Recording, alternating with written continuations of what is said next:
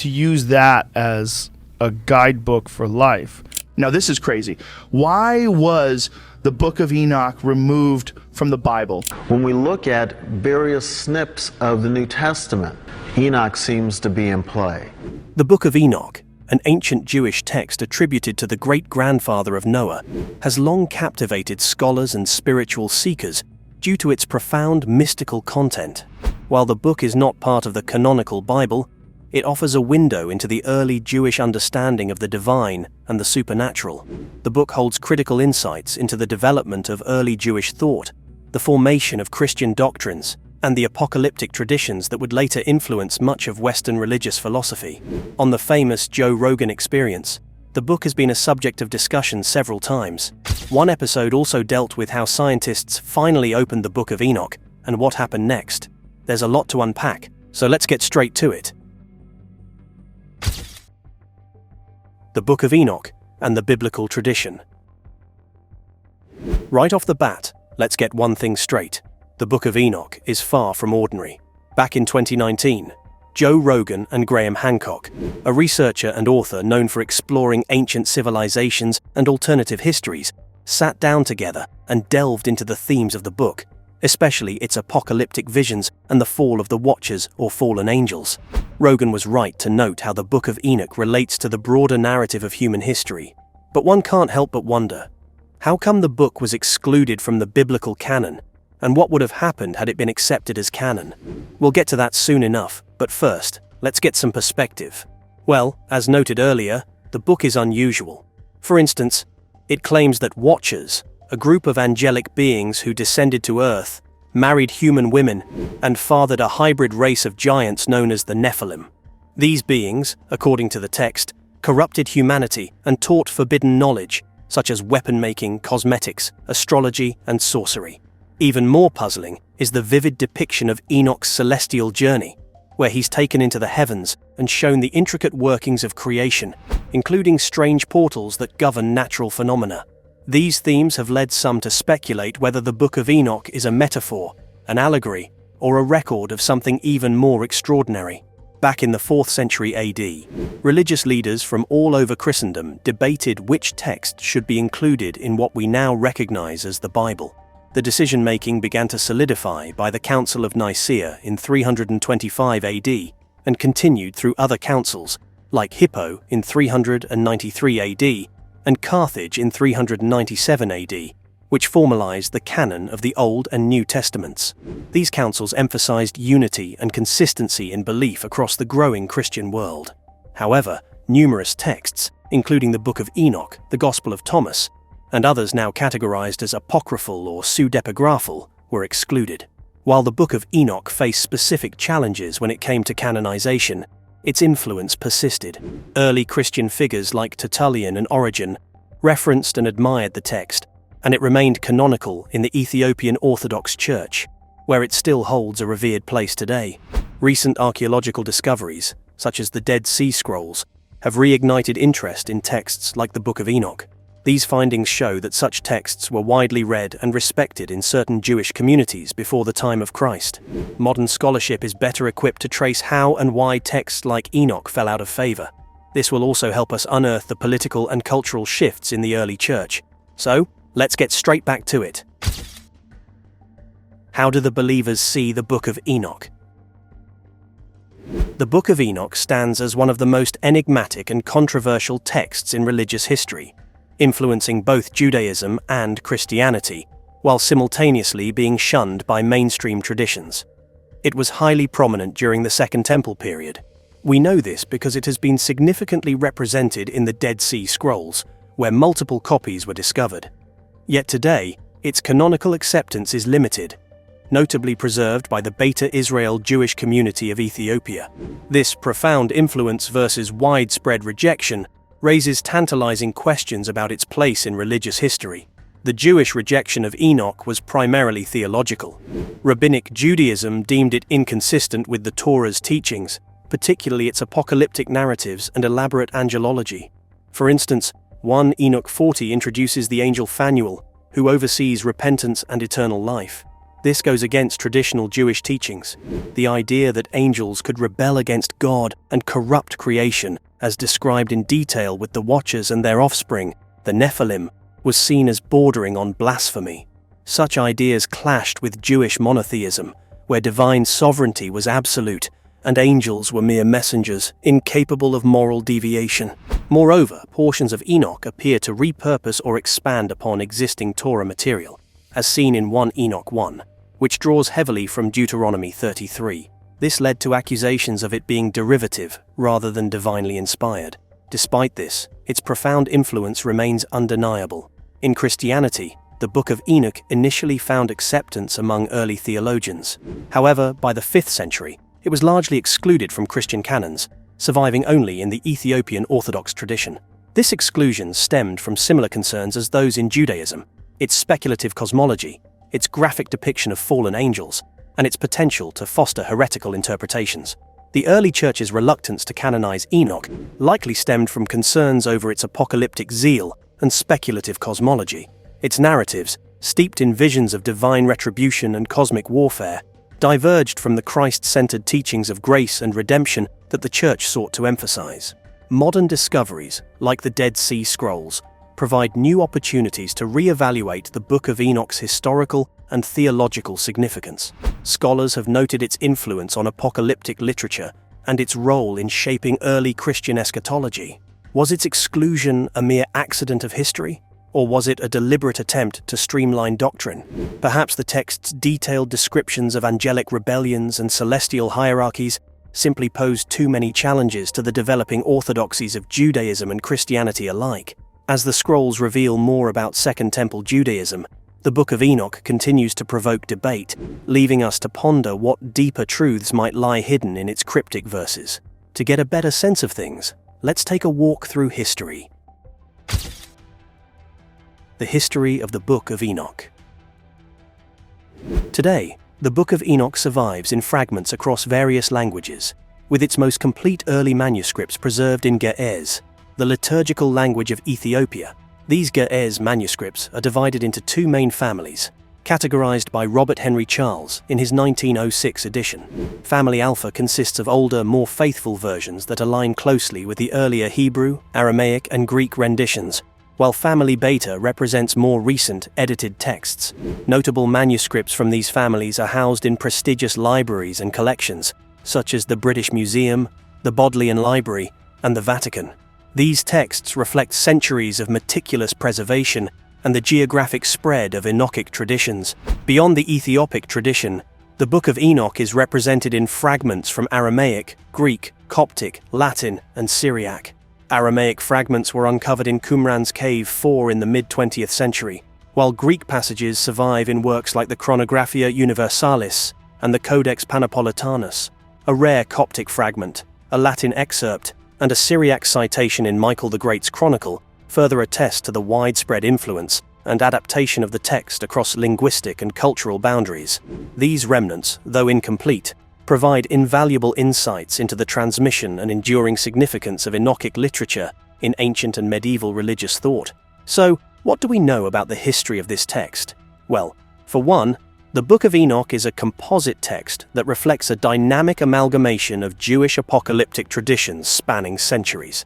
Ephraim Isaac, who edited and translated 1 Enoch for the Old Testament pseudepigrapha, asserts that the text is the work of multiple writers and periods, with its various sections dated from the early pre-Maccabean era, or around 200 BC to approximately 160 AD. Similarly, George W. E. Nicholsberg describes it as a compilation of Jewish apocalyptic traditions from the last 3 centuries BC. Paleographic studies of fragments discovered in the Qumran caves attribute the oldest sections, particularly the Book of the Watchers, to between 200 and 150 BC, though the text itself likely originated as early as the 3rd century BC. The astronomical book also reflects a similar timeline. Scholar David Jackson has suggested that there was an Enochic Judaism, a distinctive strain of Jewish tradition that shaped the ideology of the Qumran community. Scholar Margaret Barker further argues that this tradition's roots trace back to the First Temple period. Enochic Judaism features unique theological elements. Regarding evil's origins, the faith upholds that angels who mated with human women brought evil into the world. This tradition stands in contrast to the Mosaic covenant, as Enochic texts lack traditional Torah elements like Sabbath observance and circumcision. A strong eschatological focus on the end of days and divine retribution supersedes any notions of earthly rewards. Enochic Judaism also critiques the Second Temple's sacrificial system as impure, while envisioning heaven as a divine court, with angels serving as courtiers. Additionally, proponents of this tradition favor a solar calendar over the lunar one used in temple rituals, and place significant emphasis on angelology and the afterlife, offering a distinct theological framework that diverges from mainstream Judaism. Classical rabbinic literature is notably silent on the figure of Enoch and the texts associated with him. This is probably a result of rabbinic polemics against the Enochic traditions. Despite this, the Book of Enoch holds considerable importance in the development of Jewish mysticism. Renowned scholar Gershom Scholem noted that the foundational elements of later Merkabah mysticism, which delves into the esoteric visions of divine chariots and celestial realms, are deeply rooted in earlier esoteric traditions epitomized by the Book of Enoch. A pivotal aspect of this connection is found in 1 Enoch, chapter 14, which provides a vivid and detailed depiction of the throne of God. This motif profoundly influenced mystical thought. The influence of the Book of Enoch extends beyond Judaism into early Christian theology. This is most evident in the New Testament's Epistle of Jude, which directly quotes the Book of Watchers, a section of 1 Enoch, emphasizing themes of divine judgment and accountability for ungodliness. Furthermore, the book significantly shaped early Christian doctrines, particularly concerning the Messiah, the concept of the Son of Man, the nature of the Messianic kingdom, demonology, resurrection, and eschatology. Early church fathers cited the book both favorably and critically. Figures such as Justin Martyr, Irenaeus, and Origen referenced the text, while Byzantine scholars like George Syncellus preserved excerpts. Despite being deemed apocryphal, the text's impact remained palpable across centuries. However, as the centuries went on, the text all but disappeared.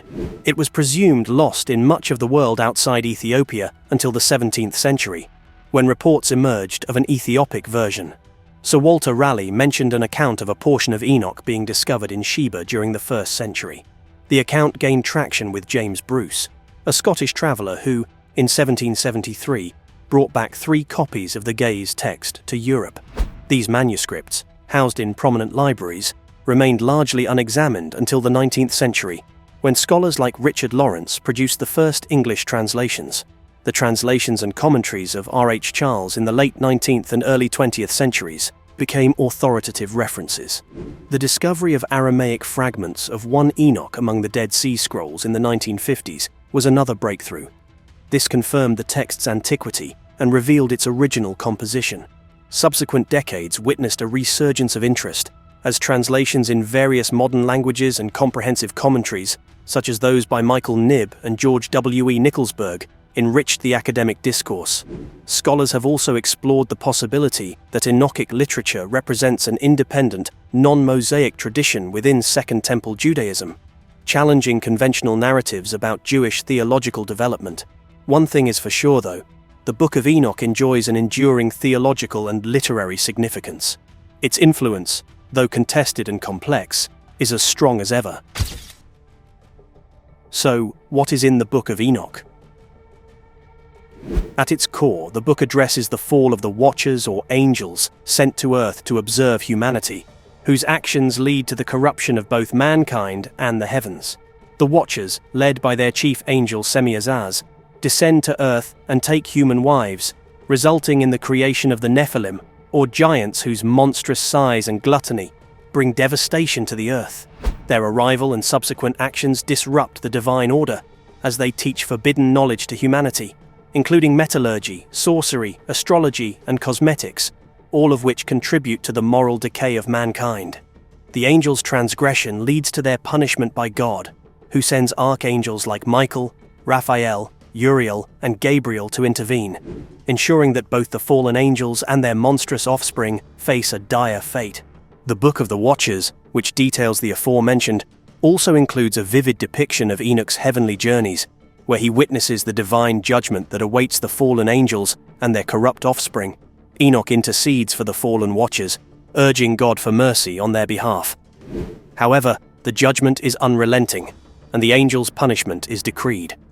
The Watchers are imprisoned, their knowledge deemed a source of corruption, and their influence on humanity is severed. The Nephilim, born of the unholy union between angels and humans, are destroyed through divine intervention, their souls bound to the earth as a punishment for their actions. This section of the text reveals the catastrophic consequences of the Watchers' rebellion, marking a pivotal moment in the biblical Apocrypha. Through Enoch's vision, the celestial realm is depicted as a well-ordered domain, where the stars, angels, and forces of nature operate according to a divine plan. The stars, which are often interpreted as fallen angels, are placed in their proper places by God, who enforces the natural order. The narrative also touches on the destruction of the earth by a coming deluge, a prophecy that mirrors the story of Noah and the Great Flood. God commands the archangel Uriel to warn Noah of the impending disaster, ensuring the survival of Noah and his lineage as the purging floodwaters consume the wickedness of the world. The text also introduces the concept of a final judgment, where the wicked will be destroyed and the righteous will be rewarded. This eschatological vision serves as a precursor to later Christian ideas of the apocalypse and divine retribution, making the Book of Enoch a crucial text in understanding the development of apocalyptic literature and early Jewish thought. As scholars have noted, the Book of Enoch is not a single cohesive work, but rather a compilation of different traditions and texts woven together over time. Each of the 5 major sections reflects distinct concerns and ideas, from the fall of the Watchers to the celestial journeys of Enoch, to the revelation of divine mysteries concerning the structure of the universe. These texts, composed between the 4th and 3rd centuries BC, were likely independent works at first, only later being redacted into the version of the Book of Enoch we have today. Chapters 37 to 71 of the Book of Enoch, also known as the Book of Parables, are a later development in the narrative arc of the ancient scriptures, building upon earlier texts like the Book of the Watchers. While the Book of Parables shares many thematic elements with the earlier work, it introduces a more elaborate and refined concept of eschatology and judgment. Notably, it expands the scope of final judgment, not only focusing on the fate of the fallen angels, but also addressing the destiny of the corrupt earthly kings. Central to these parables is the figure of the Son of Man, a messianic entity who is also called the Righteous One, the Chosen One, and the Messiah. This character is depicted as seated upon the throne of glory, presiding over the final judgment of the world. Most interestingly, scholars agree that this is the earliest known use of the title Son of Man in Jewish literature, predating its later, more widespread adoption in Christian texts. Shocking, right? R.H. Charles, an early scholar of Enoch, interpreted this Son of Man figure as a supernatural being, a messianic judge of the world, endowed with pre-existence and universal dominion. According to Charles, this Son of Man sits upon God's throne. This portrayal of the Son of Man as a pre-existent divine figure with cosmic authority has been interpreted by some scholars as a reflection of Christian redaction, particularly in light of parallels to Christian theological views about the nature of Christ. However, not all scholars agree with this interpretation. Emil G. Hirsch, for example, argues that the use of Son of Man in the Book of Parables does not necessarily point to a supernatural Messiah, but rather reflects a broader apocalyptic tradition that emphasized divine judgment and the coming of a righteous ruler. Moreover, some scholars, like Darrell D. Hannah, suggest that certain sections of the Book of Parables, especially those about Noah and the judgment of the wicked, may be later additions or alterations. These sections could have been influenced by earlier traditions, particularly from Noah-focused apocryphal writings. Some of these passages seem to refer to historical figures such as Herod the Great and are often dated around 4 BC, which complicates the dating of the text. Additionally, chapters 70 to 71 are viewed by many as later revisions, due to differences in style and shifts in narrative perspective, moving from third person to first person. The Book of Parables itself is divided into 3 main parables, each focusing on different aspects of the eschatological vision. The first parable presents the coming judgment of the wicked and the ultimate vindication of the righteous. It also introduces the 4 archangels, who play pivotal roles in the heavenly hierarchy. The second parable elaborates on the fate of the apostates and the renewal of the world through the establishment of a new heaven and earth. This section also emphasizes the role of the Son of Man in executing judgment upon the kings and mighty rulers of the earth. The third parable focuses on the righteous judgment of the kings, the fate of the fallen angels, and the ultimate purification of the world. This parable also includes the foretelling of Noah's flood and the preservation of Noah and his family. The concluding chapters offer a final vision of Enoch's ascent to heaven and the two earlier visions that precede the ultimate judgment. These appendices highlight Enoch's exalted status as the representative of the righteous and the intermediary between the divine and human realms.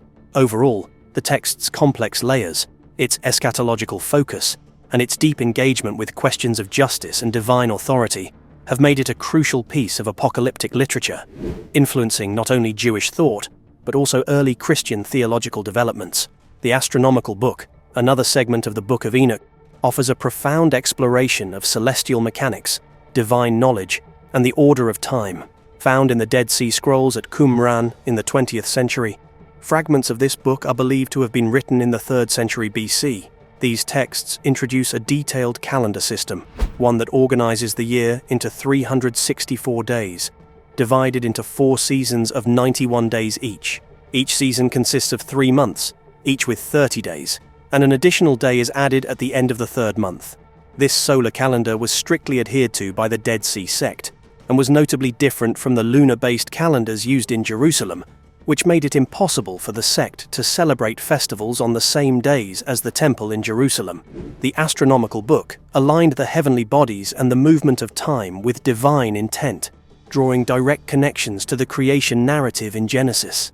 The calendar's precision is remarkable, with each year beginning on Wednesday, a symbolic day marking the creation of the heavenly bodies, including the sun, moon, and stars. This was viewed as a sacred day, reflecting the divine order established at the beginning of time. Scholars have long debated how this 364-day calendar reconciled with the more commonly observed tropical year we use today. Nevertheless, this fixed calendar served as a guide to the sacred activities of the sect and allowed for a stable and predictable rhythm of life, where each day of the year corresponded to the same day of the week, year after year. Alongside the astronomical observations, the Book of Enoch also contains a series of dream visions, the most notable being the Book of Dream Visions.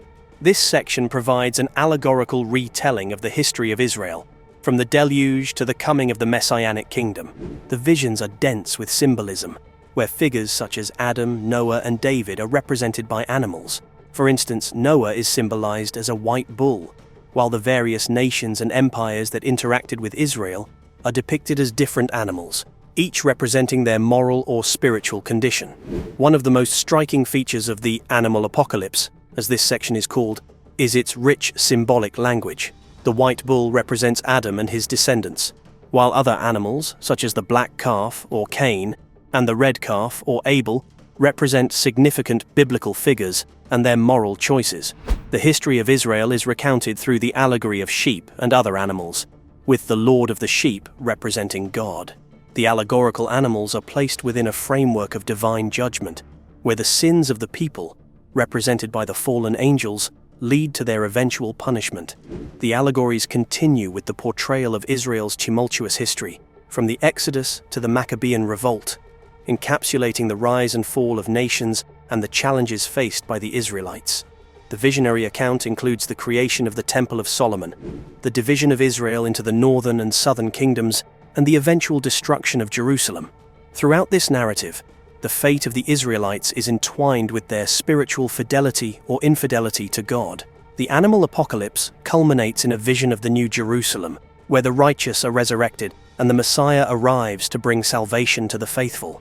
This eschatological vision provides a hopeful ending to the story, where divine justice is finally realized and the righteous are rewarded. However, the book also serves as a stark reminder of the consequences of turning away from divine law, illustrating how Israel's repeated cycles of sin and redemption mirror the larger cosmic battle between good and evil. Another important section within the Book of Enoch, the Epistle of Enoch, combines prophecy, moral teachings, and a cosmic view of righteousness and sin. Central to this text is the Apocalypse of Weeks, a historical framework that divides time into 10 symbolic weeks, each corresponding to key events or eras. The final week predicts the judgment and restoration of the world, culminating in the establishment of a new heaven and the triumph of righteousness. Alongside this prophetic structure, the exhortation section addresses moral living, focusing on the need for righteousness in preparation for the final judgment. The main body of the epistle contrasts the fates of the righteous and the wicked. It critiques societal elite, focusing on their oppression of the righteous. The epistle also includes the birth of Noah, portraying him as a divinely chosen figure destined to cleanse the world through the flood. The text concludes with a stark division between light and darkness, symbolizing the eternal separation of the righteous and the wicked. Rich in symbolic names for angels, including the fallen ones like Azazel, the Epistle of Enoch reflects the cosmic struggle between good and evil. But how does all of this matter to us today, or from a historical perspective? What do scholars say about the Book of Enoch? Until recently, scholars largely focused on deciphering the meanings and messages of the text, as it would have been understood by its early audiences, particularly in relation to the religious, social, and political conditions of the time. Despite its exclusion from most canonical scriptures, 1 Enoch has retained a significant theological presence, especially within the Ethiopian Orthodox Tewahedo Church. In recent years, however, the significance of Enochic studies has expanded beyond historical and textual analysis, with scholars increasingly turning to the Book of Enoch to address contemporary theological issues.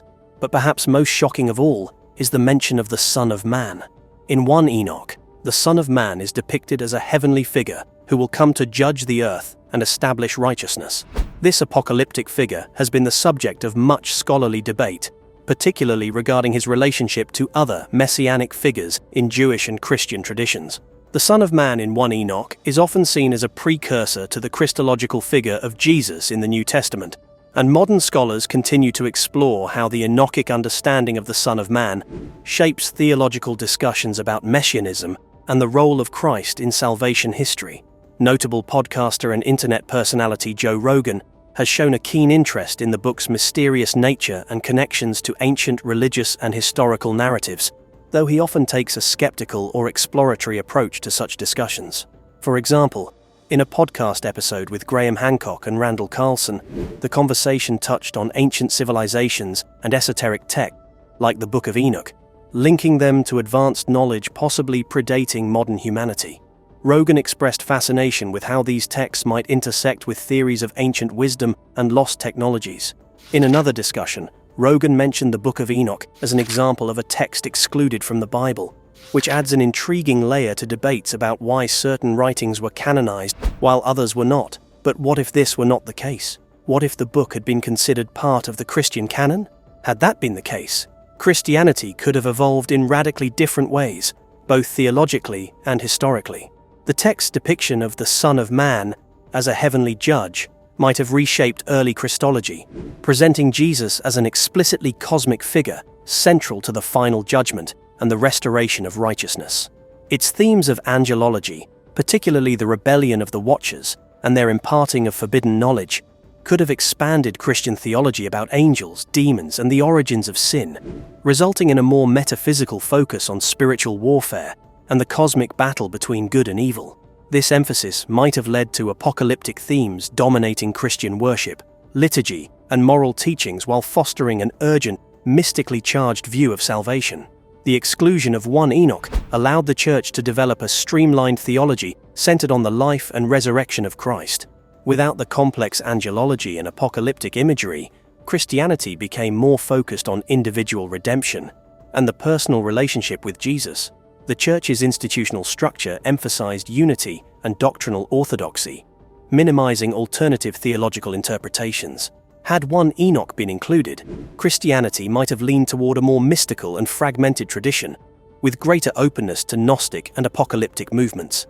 This alternate trajectory might have shaped Christian art, literature, and culture to highlight angelic hierarchies and cosmic struggles, influencing both historical theology and modern Christian identity in profound and unpredictable ways.